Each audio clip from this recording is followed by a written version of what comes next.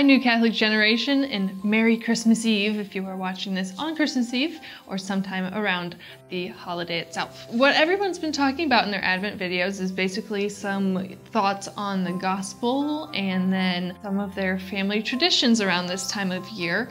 And mine are a little bit different because I grew up as a Byzantine Catholic when most of the traditions would take place in my house were Christmas Eve, actually. We would go to my grandma's house to celebrate everything. There we would make 12 meatless dishes to represent the 12 apostles, obviously. And then we also make a loaf of Christmas bread that has 3 garlic cloves pushed in the top, and then the man of the house breaks it into pieces, and whoever gets the biggest piece is said to, you know, I'd say get the most luck, but it's totally not luck. But anyway, everybody tries to get the biggest piece of the Christmas bread. Meanwhile, under the table is a little bound bale of hay, and then before we actually eat the meal, we light 3 candles, the Trinitarian candles for the Father and the Son and the Holy Spirit. And then everybody can eat. So because I'm Ukrainian Byzantine, we'll have pierogies and sauerkraut and a lot of fish dishes too. And then after the dinner, we all take the youngest children in the family,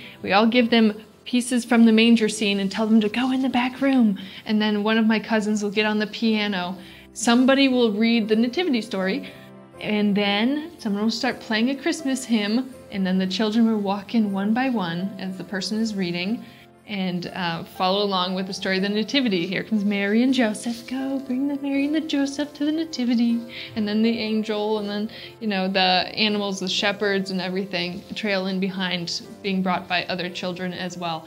And that is what happens on my Christmas Eve in a Byzantine household. I don't know how many people can relate to that out there, but if you can, please comment below because I'd love to relate in that with you. So, something incredible happens on Christmas Day. And the significance, of course, as we all know, goes back to the very first part of the Old Testament in Genesis. Let me show you how this passage in Genesis matches up to what's happening in the Nativity, okay? Mary is always called the new Eve, right? The new Eve is different from the old Eve because the old Eve presents Adam with an apple that causes the fall of mankind. But the new Eve has fruit from her womb that she then presents to the world, saying, you know, if you eat the body and blood of Mary's son, that you can reverse what happened at the fall of man, which is amazing. But as we know, what happened to the fruit of Mary's womb is it was crucified on a tree, which is another significant similarity to Genesis. Crucifix, tree of life. It's just a cool like matchup you can kind of do in your head that of course can remain just objective, like, oh, that's kind of cool.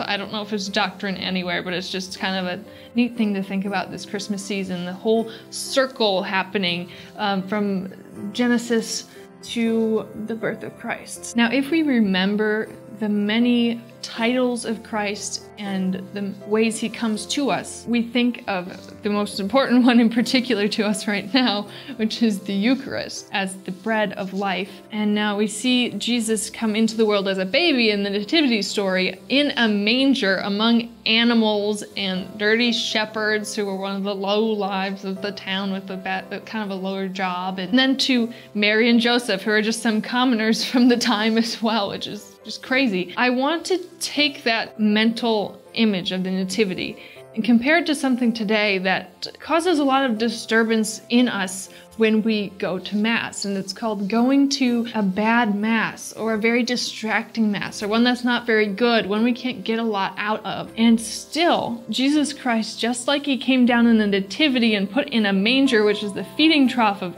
animals, comes down onto the altar, which is even in a crummy Mass, okay? Now, some people say they can't focus during the Mass because it's crummy, or they want to even like switch and become Byzantine. They tell me they want to become Byzantine. I'm like, you can't become Byzantine. There's Catholic and then there's Catholic. They're both Catholic.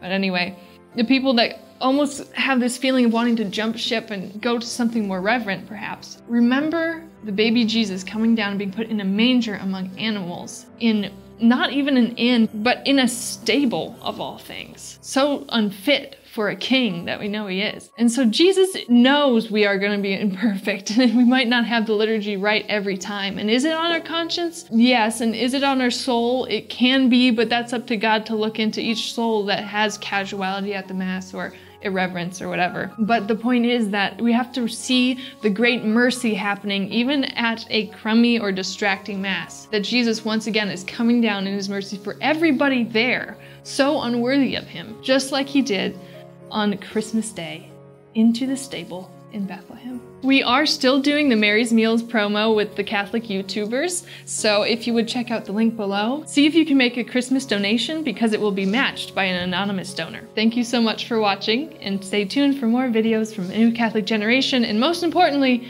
Merry Christmas and God bless.